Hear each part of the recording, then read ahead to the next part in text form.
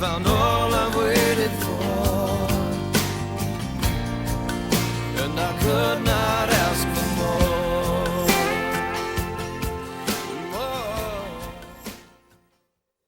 If I could hold you one more time, like in the days when you were mine, I'd look at you till I was blind, so you would stay.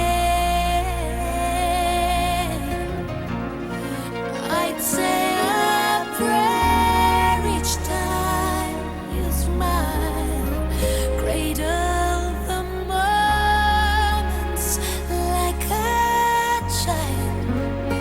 I'd stop the world if only I could hold you one more time. One more time.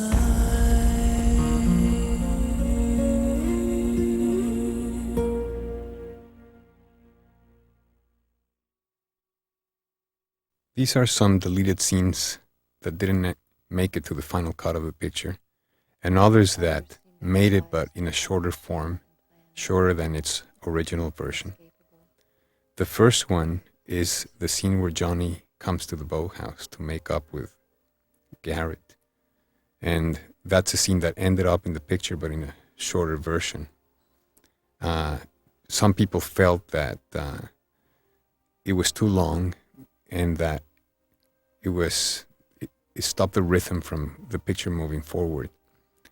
I personally felt that the longer version was a more poignant scene that made for a bigger climax at the end of that scene. It starts the same way like in the movie. Johnny comes in, approaches the boat, the ribs of the boat, and the coming shot is the shot through the ribs of Johnny, the one that the DP brought the camera inside the ribs to capture this look, those eyes that we couldn't get from all the way to the other side because of the angles of the ribs. So basically the scene starts in the same way. But what changes is that after Garrett starts going up the ladder, Johnny starts walking around the boat and circles the boat, looking at the boat that Garrett started with his sister. And I thought this moment, this is new. And this all, to me, added tension in the sense that Garrett doesn't know exactly what he's gonna do.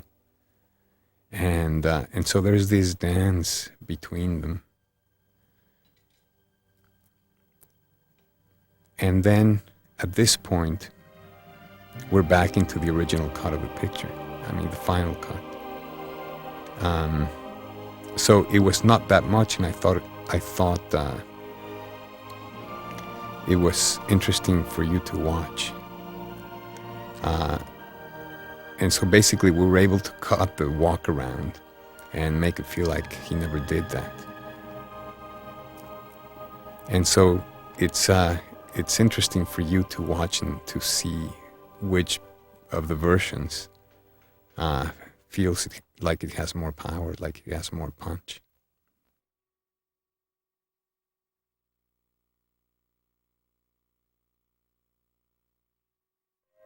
But others seem to have lives that are already shaped and planned, inescapable, perfect as a circle.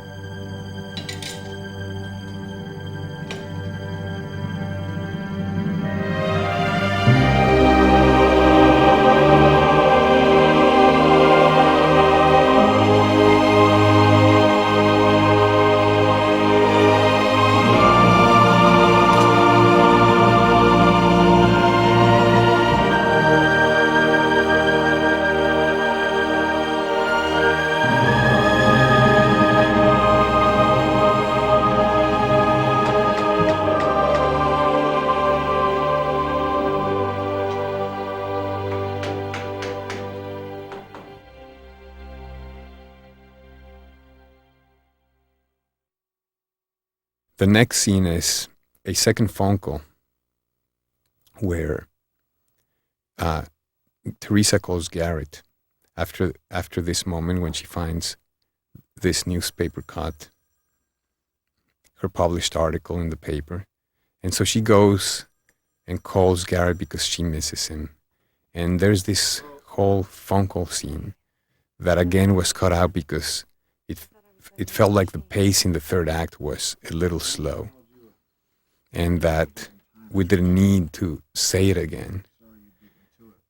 On the other hand, I felt that what the scene did do for the film was it increased the power of the love between them and how they have a hard time communicating this love. But it's the moment where she hears that he has forgiven her, and not only forgiven her, but acknowledges the fact that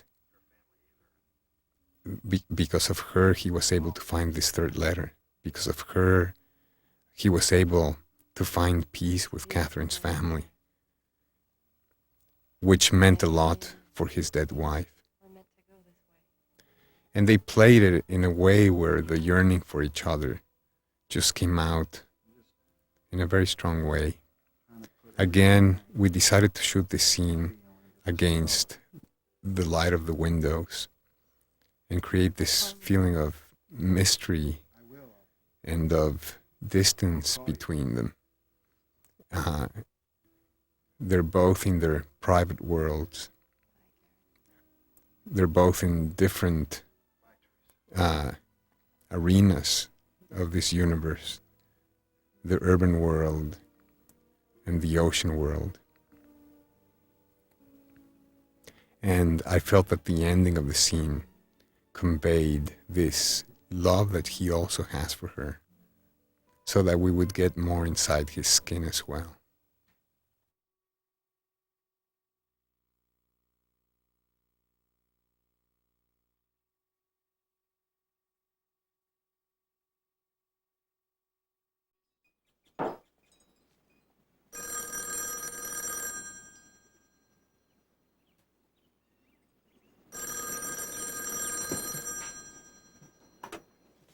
Hello?